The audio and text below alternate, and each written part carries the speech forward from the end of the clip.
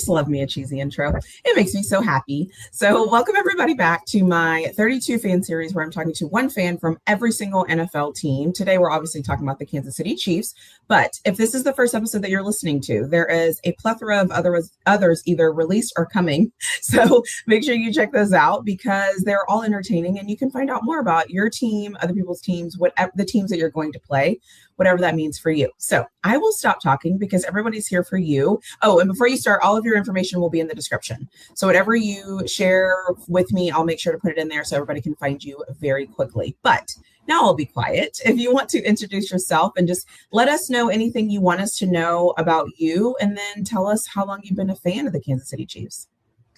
Yeah, look, I'm happy to be here. Obviously enjoyed doing it last year with you and being able to preview the Kansas City Chiefs season that went very poorly. Obviously, and we're back here to talk about how it can be fixed this upcoming season. But no, I'm happy to be here. I am DMAC. I run my own channel, DMW Sports, Instagram, TikTok, YouTube as well. And then I'm also part of Kingdom Cast, and we do tell the truth every single Tuesday night over there on Kingdom Cast, covering specifically the Chiefs. So I'm really excited to dig into this. I do a lot of scouting stuff that, I very much enjoy the NFL draft. So this has been kind of a long sprint and a marathon of sorts as well, kind of leading up to draft weekend, and then a lot of streaming on draft weekend in addition to it. But it's been going pretty well as far as that is concerned. So I'm excited. I love that. Well, and the cool thing is I feel like there's so many times where you're like, yeah, we're good, we're fine. And then the year happens and you're like, uh-oh, like that didn't go how it was supposed to go. So how do you feel now being a Chiefs fan before the draft? Obviously everything happened. Patrick Mahomes, it just wasn't the right season. It just didn't happen.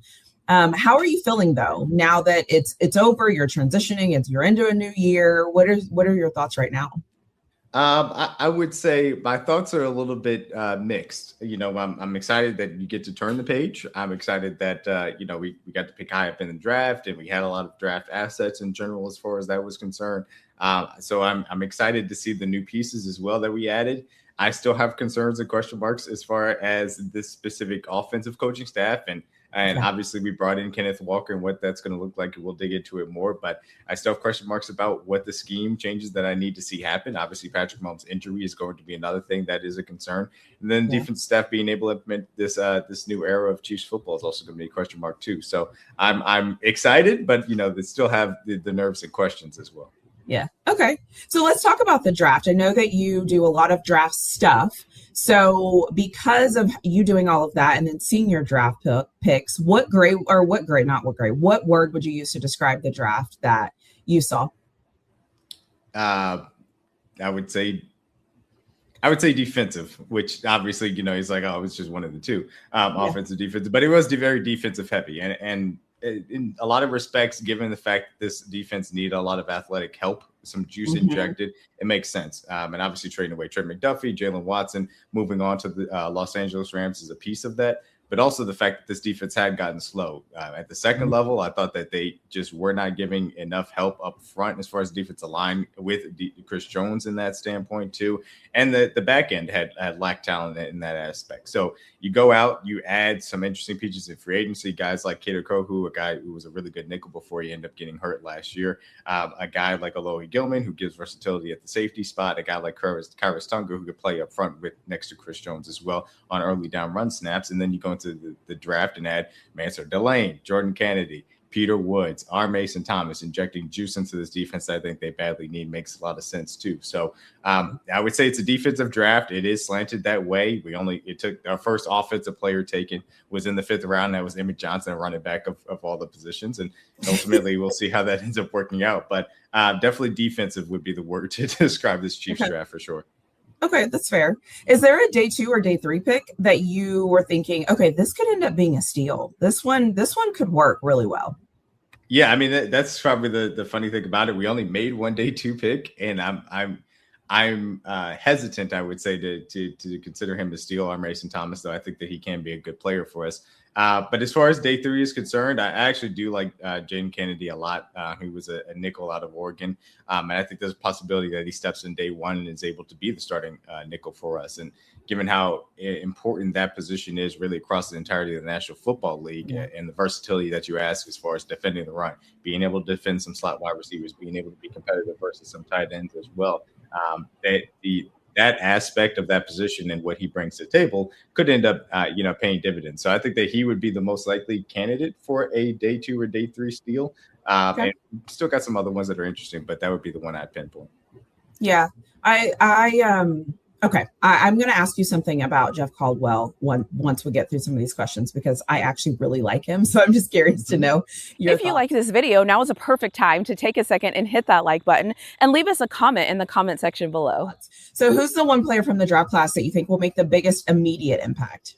Well, that's going to be Mansour Delane. And obviously, you take a guy and you trade up for him in the first round within the top 10. That should be the answer. A lot of respects too.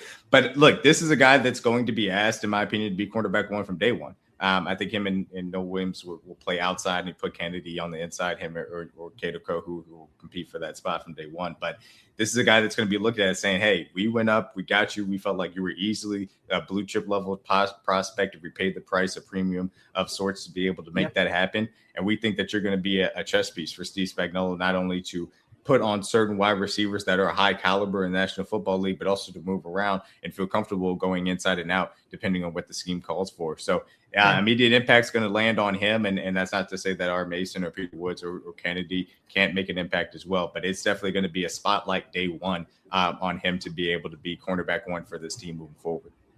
That valid, very valid. Yeah, there's so many trades this year. I was like, who traded? Okay, everybody. Okay, got it. Perfect. A lot of people moving around for sure. Yeah, and I don't know what that really says. I think I know, but I'm not really sure. I want to see if it happens next year. So, is there a player on your team that you passed on multiple times that you were thinking this could come back to haunt us if we do not grab him? Yeah, look, it's kind of tough just because I'm not saying that I disagree with what they chose to do. Okay, but fair. I was somebody that was high on Denzel Boston, probably more so than other people. I know a lot of people got some Keon Coleman PTSD and thought that he was kind of a similar prospect. I thought Denzel Boston moved a lot better than the Keon Coleman as far as they are as prospects. I thought he was a guy that could play outside, can play X wide receiver, could do a lot of things over the middle of the field in addition to being a deep threat. And I think he would have fit very well with what we had with Rashee Rice and Xavier Worthy. And obviously, you only pass on a Denzel Boston technically twice as far as the first round was concerned with those top 2 picks. Though I do think that there was maybe an opportunity to stay at number 1 or I should say stay at number 9, not trade up and then have more ammo if you wanted to move up from 40 to secure a guy like Denzel Boston to end up sliding into the second round too. So that'd be the guy that I'd name. There are other guys that I liked a lot. The Sam Roush, Eli Raridan, Oscar Delp trio of tight ends that went in the 3rd round. We technically did pass on those, and that's not to say I would have taken them at pick 40, but you get one of those guys at 74, maybe that's a question mark if you don't trade up in the 1st round too. So I wouldn't say it's a lot of players because I do think that they did a good job in maneuvering the board. Brett Veach seemed like he had a pretty good handle on where the positions were going to go in this NFL draft. So I don't have many critiques in that standpoint. But definitely, you're going to look at that offensive skill position weapon and say, "Hey, do you have enough juice there?" That's the thing that's going to be a concern for me moving forward. I can say that. And then the Jeff Caldwell of it all, since you mentioned receiver, how did you feel about that pickup? Have you had any time to dive into him? I am a fan if he can bring it all together. But I didn't know if you've had a quick second. By the way, I did not prepare you for this, but I just trust that you probably have looked into him. So, what are your thoughts about Jeff Caldwell? Yeah, the funny thing about it is that him and his teammate, both now Kansas City Chiefs, obviously we took Cyrus Allen in the 5th round as well. And so I was able to go back and dig into the tape of both of those guys because I didn't do a lot of work pre-draft. I did a little bit on Cyrus Allen, not a lot on Caldwell. And the thing about it is you obviously see the traits with Jeff Caldwell. Like he has the ability. He's a tall person. He can run very fast. And he does attack the ball, which is something that for big guys, I want you, if you're going to be that tall, fast dude, you got to go and attack the ball like you are a tall, fast dude. I think that there are a lot of things around his route running that needs to be developed, a lot of things around his release package that needs to be developed. The finer points of playing the wide receiver position that you just got to see, is he going to be able to learn? And that's going to ultimately determine his development pathway in the National Football League. And I kind of feel a little bit similar about Cyrus Allen, though Cyrus Allen, because he has the speed, but he does have a lot more polish to his game. And I think that helps him as far as the slot possibility is concerned. So I think Cyrus Allen will make the team. I think Caldwell is ultimately going to be a practice squad player. But the thing about it is with UDFA, like Caldwell, you're saying, hey, this is a guy that we brought in.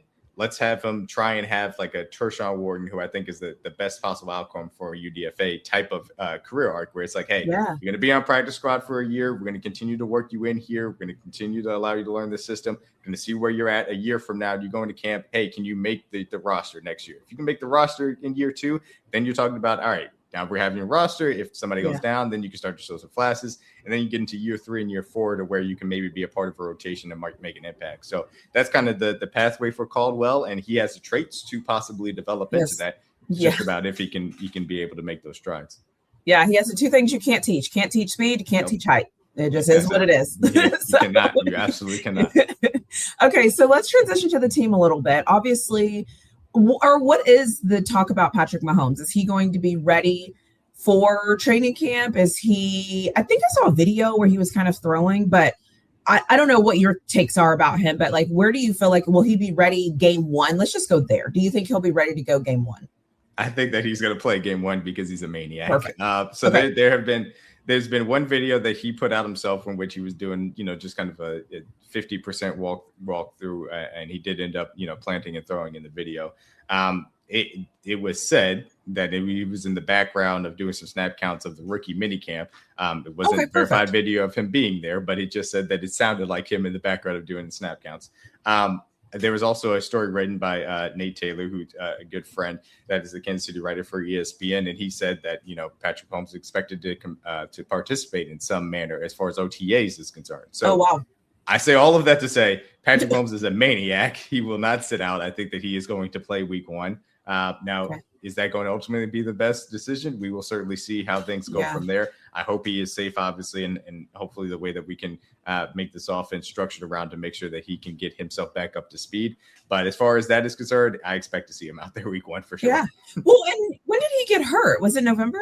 It was early December, I believe, technically. Okay, so January, February, March, April, May, June, July. I mean, that's about 8-9 months.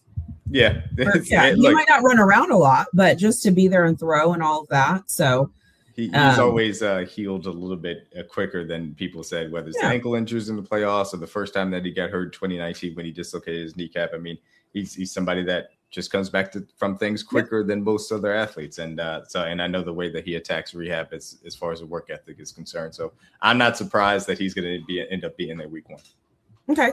So what would success look like for you all this season? I mean, this question is interesting because teams that are used to going to the Super Bowl and winning, that is always like the goal and the pinnacle. Are you still there? Do you feel like you all are still in Super Bowl window, or what do you think success is going to be like for this team?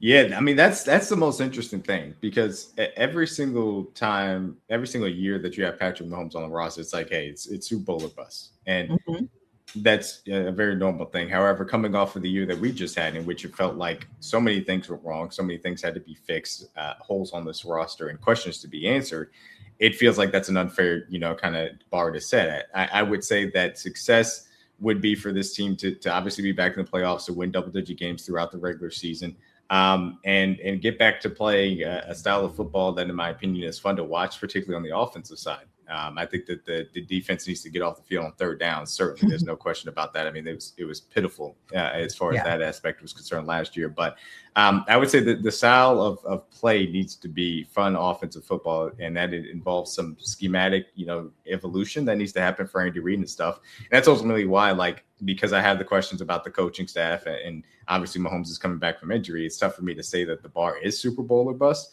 But double-digit wins, getting back to being in the playoffs, certainly competing for the division, I think that would be a successful season. Okay, that's fair. That's very fair. So what position group worries you the most at this point? I have one for each side of the ball. Okay. The position group for wide receiver concerns me only because I still don't think that we have the biggest answer, which is, hey, who's going to be man coverage, who's going to be press man coverage, particularly outside the numbers.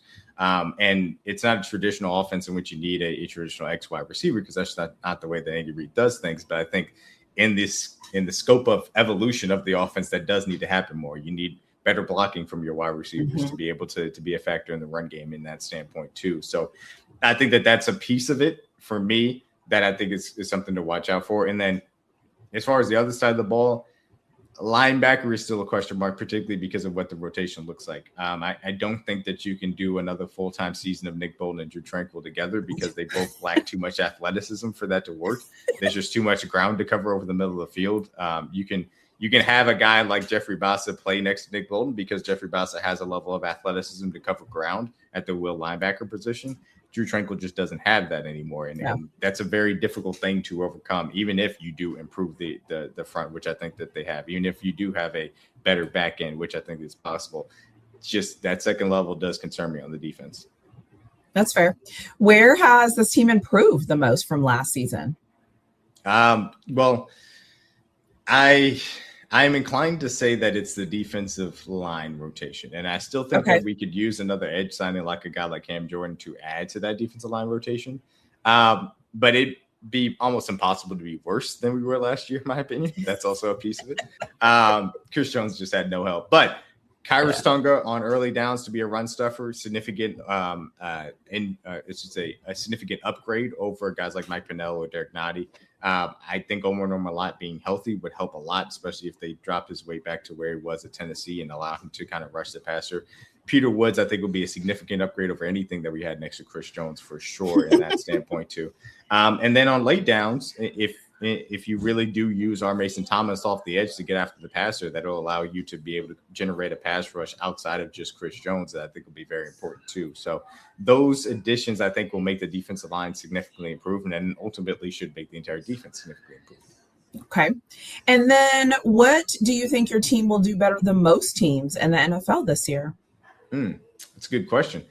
I will, in last year, even all things considered, last year we were still the best out of structure team because of what Patrick Mahomes was creating. That there was a stat about what he was doing after 4 seconds into a play that was just historically an outlier as far as that was concerned.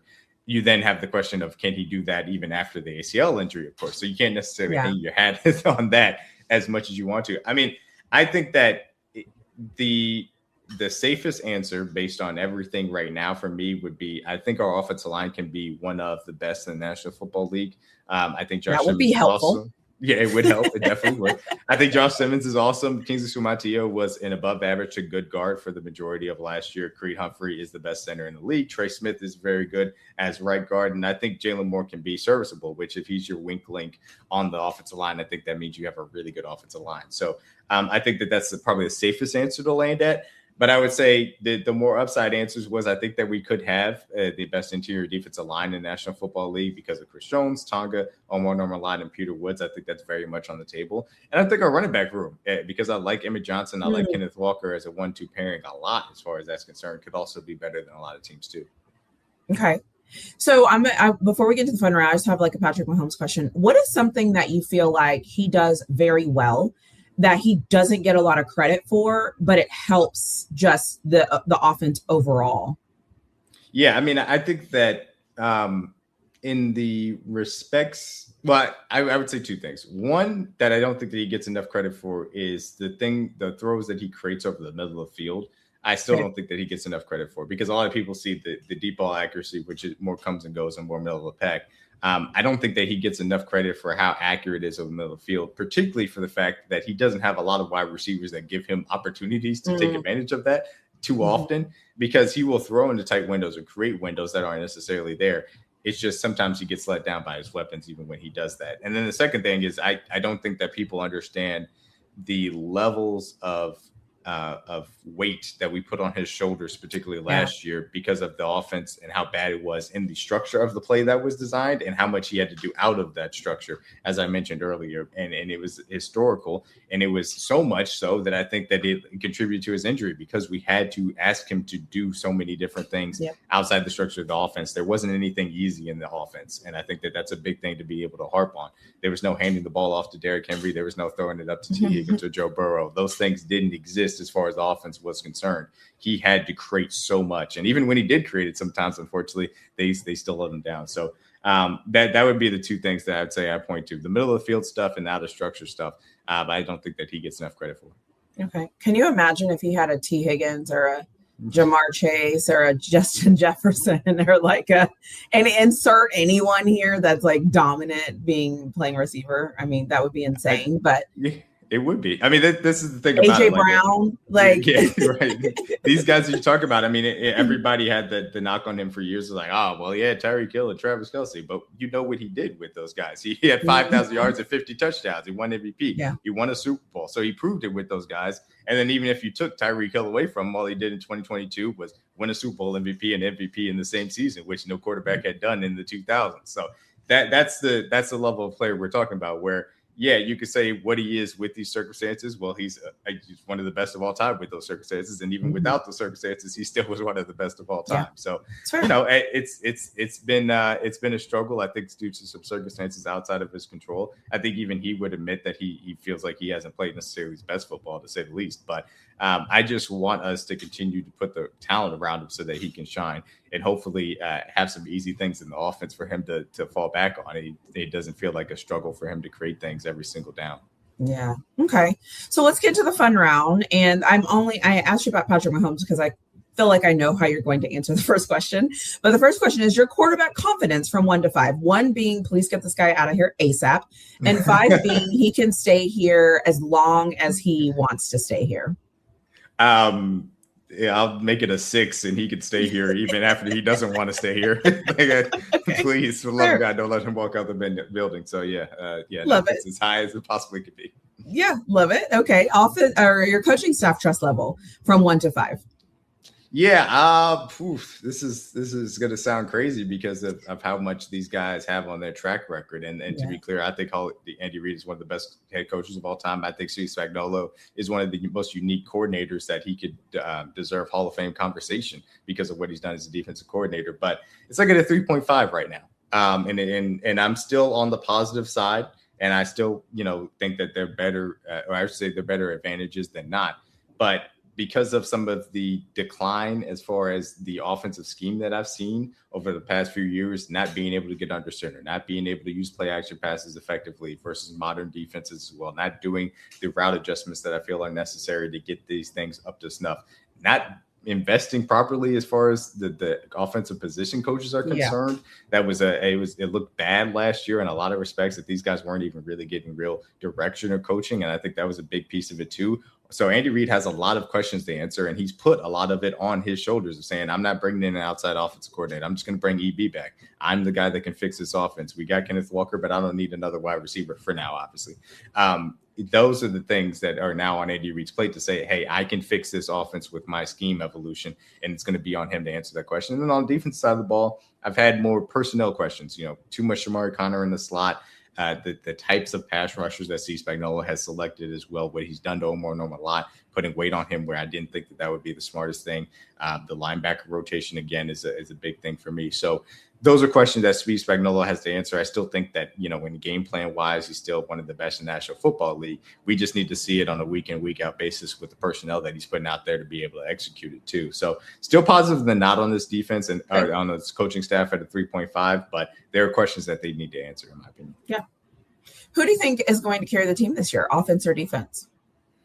This is also a fun one.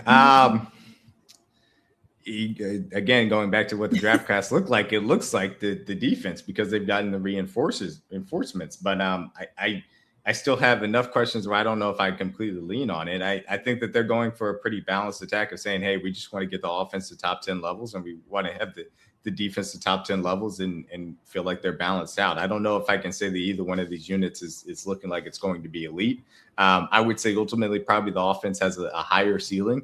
I think that you could get Rashee Rice, into a 1,000 or 1,200 yard season. You get Kenneth Walker rolling on the ground. You have some more evolution from Xavier Worthy put in the right positions, in my opinion, obviously healthy too. I could see the offense having a higher ceiling, but I think it's difficult to say either one of these is going to carry. I think they're looking for a balanced attack. Yeah. Well, I mean, obviously that's ideal, but sometimes it's just not that. It's just like, not how it goes. Listen, let them score. We're going to score points too. Like there's nothing we can do. We can't tackle today. That was 2018. They're going to score. Let's just have them do it quickly so that way we can fall back in the time. That's how we have to do this. Yep. Yeah, it happens. It's football. So if you could trade drafts with any other team, so you would get all of their draft picks, they would get all of your draft picks. Who would you trade draft classes with?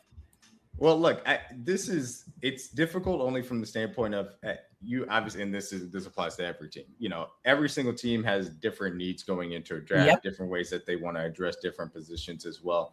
And again, I'm not saying necessarily that I would 100% do this because it is a little bit different, but I thought the Browns had a really good draft, and that's easy to do when you have 2 first-round picks. To be fair, we also had 2 first-round picks too. But I thought that the fact that they went out and got Fondo, I didn't necessarily love Fondo, but I can understand why he helps out their position too. But in theory, he would just slot in to be a right tackle here. But Casey Concepcion was, in my opinion, wide receiver 3 in this class, and I thought that he would be great to be added. And I just talked about how much I like Denzel Boston, so both of those wide receivers would be very useful. I really liked Emmanuel McNeil-Warren out of Toledo to add to the safety room too. And then I think that Joe Warrior can give you a little bit something at the tight end position too. So I thought the Browns had a really good draft. In theory, I could see myself saying that I'd rather have their draft, but regardless, I think that they did a really good job and they deserve a shout out for sure. That's fair.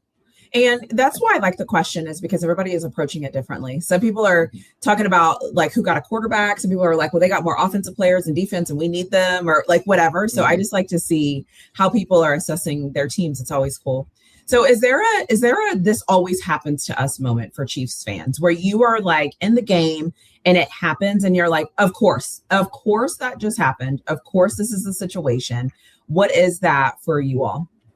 Well, last year was just not being able to get off the field on third downs. I mean, it was every single key third down. It felt like they were able to convert. It was a struggle because you knew you weren't going to be able to burst the passer enough to affect him. And then the quarterback get out of the pocket, create something, get other people open. It was just terrible as far as that was concerned. I think the other thing was just untimely drops. And we had dealt with bad drops during the 2023 season, particularly. And that was just kind of everybody was just having drops, and it was bad. But last year we had really key timely ones. And that was Kelsey. He had, 2 different ones that ended up turning into interceptions that could have been touchdowns. Xavier Worthy unfortunately had some bad drops. Rashee Rice had some really untimely drops, particularly in that Texans game too. So it's one of those things where it's unfortunate when they happen, and it's not necessarily something that they were just astronomically high for us. But we had some really untimely ones last year, and I think that's the thing that sticks out the most that we struggled with as far as here it comes again during this point in the game. It's really pivotal. What you just said is why I tell people stats only tell one side of the story. Because for you, you're like, oh, they only had 3 drops this game, but it was a game-winning touchdown or the game-winning drive was 2 of those drops, and you're like, oh, okay, that does matter a little bit better. So that's the ebbs and flows of football. So if you could send a message to the team's owner or the team's GM, or honestly anybody on the team, or not on the team, but like in personnel aspects, who would you send a message to? I guess you could send a message to a player if you wanted to. Who would you send that message to, and what would you say? A more realistic one would just say, hey, just go out and sign Will Dissly, because I think that they need a blocking tight end to go with Travis Kelce. So that would be my small, not that crazy ask of Brett Veach as far as that message would be concerned. And then my other message to Andy Reid would just, hey, make life easier on Patrick Mahomes. And you just haven't done that nearly enough for the last 3 years. With the scheme, with the way that you use the wide receivers, in my personal opinion, you've invested in Kenneth Walker. You've invested heavily in this offensive line. Trust them to be able to get under center and be able to run the ball from that standpoint, and then do the play action pass off of that so that way you can manipulate defenses on the back end. And if you do that, I do truly think that that'll make the game so much easier on Patrick Mahomes. There were so many drives in which he had to make 3 or 4 outstanding plays just for us to put the ball in the end zone. If he only has to make 1 to 2 of those plays per drive, I think that his life is going to be so much easier, and he can do those things, and we could trust him. So that would be my message to Andy Reid, is make life easier on Patrick Mahomes, man, with the way that you scheme up this offense, because you have the personnel to do so. Even if I think that there's a little bit of a limitation on the wide receiver core, you just got to be able to scheme things up properly, because you can't keep putting this level of weight on his shoulders. Yeah. Okay. Well, that's awesome. That's all I had for you. Is there anything else that you wanted to talk about, that you came into this conversation where you were like, I want to make sure to say this, or I want to make sure to mention this as a part of who we are and what we're trying to do?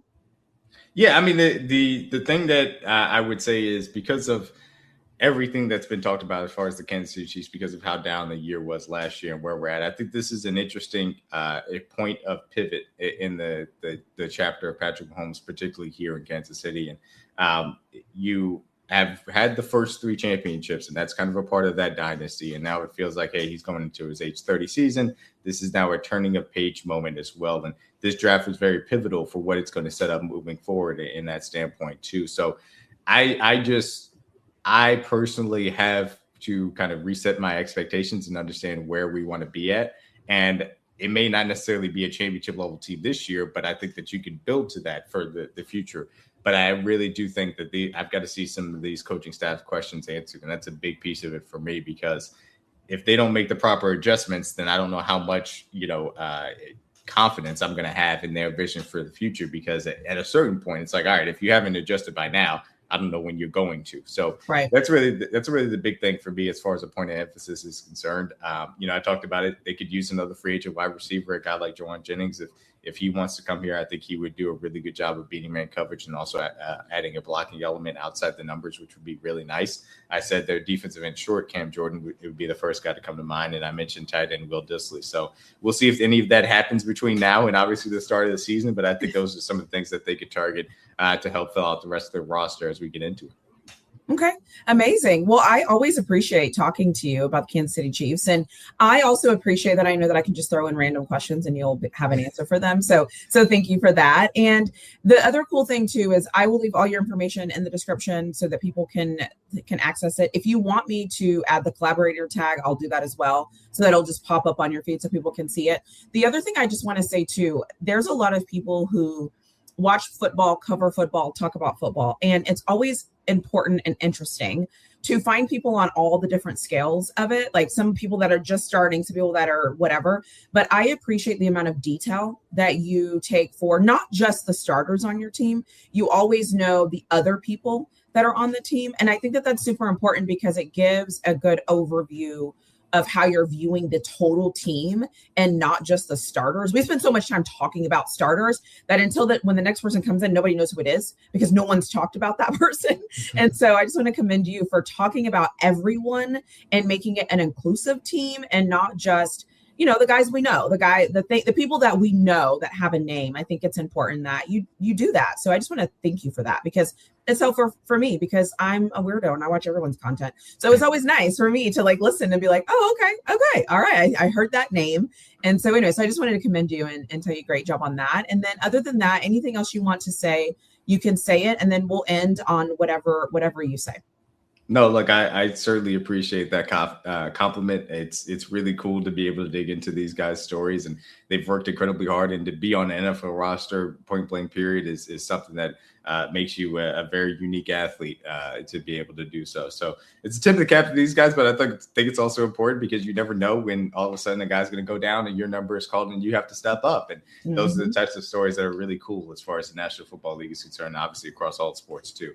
So again, thank you for the compliment. I really do appreciate that as well. And I thank you for having me back on. It's always really fun to be able to kind of take an overview of the team and take stock in that standpoint. And you do an amazing job with this series every single year, covering all teams. And that's not an easy undertaking. That's a very difficult task to be able to talk through these things with people that are very knowledgeable about each of those teams. So always impressed. Thank you again for being able to have me on, and look forward to talking to you more in the future. Yeah, we'll make it happen, I'm sure. Absolutely. Look forward to it.